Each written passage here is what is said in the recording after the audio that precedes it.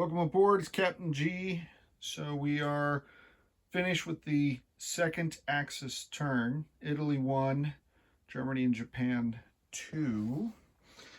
And let me get you nestled in here securely.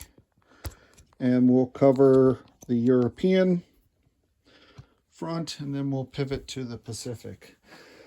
So on Italy's turn, the British had pulled out of the Med prior to that and activated Greece and Yugoslavia.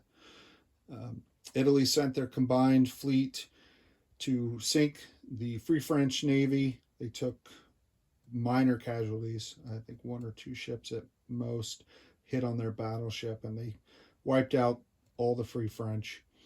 They positioned a couple transports and a destroyer here to be able to then either move into North Africa, hit Gibraltar, or hit Cairo. So they have an small amphibious force ready to go in either direction. We'll see what Eggman wants to do next turn. I had been looking forward. I had been looking to doing a counterstrike, but he positioned enough air, German air and Italian air, to cover that fleet on the Italian move. On the German move, this air was used in the attacks on Poland and Bordeaux so they could secure France. After Italy moved into Marseille, Germany moved into Bordeaux. Germany also secured Western Poland. So now they've got their forces here, air and infantry, to clear out Yugoslavia and Greece. They have to take Yugoslavia so they can use the Hungarian units in an attack against Russia, and they need to take Greece to be able to use the Bulgarian units. Romania will go to war with Germany as soon as Germany goes to war with Russia, but Hungary and Bulgaria need their back door secured. So that's the next target for the Allies. Up in Finland, the Soviets had attacked and taken out this navy. The Germans have just reinforced, sending up their fleet, landing more forces. This 6th Army Group up here is where Egg has reinforced, with most of the Norwegian force coming down, and then reinforcements coming up to fight the Winter War up there. So that was Germany and Italy. Pivoting now to the Pacific. Let me try to even zoom you in a little because all the action is in eastern China. Sorry, there we go. Okay. So, number of combats. Basically, they're closing the ring, and he's doing it in a methodical manner. Massive forces. He built, as you can see, in southern Japan, 5 more infantry, 5 more artillery, SNLF and airborne, and he's constantly shuttling his destroyers.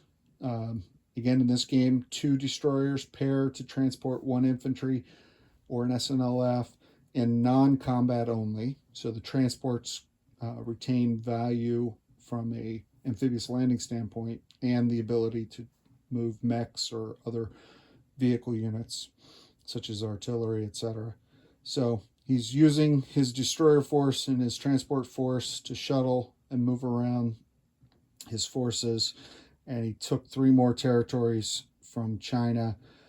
The KMT do have this army here to counterstrike, but in any direction they go, they're going to get, there's a large neighboring force. So I'll have to look at it for the Allied turn. I'm not sure what I want to do. I want to kill as many of his veteran infantry as possible, but I also don't want to neuter the KMT this early in the game.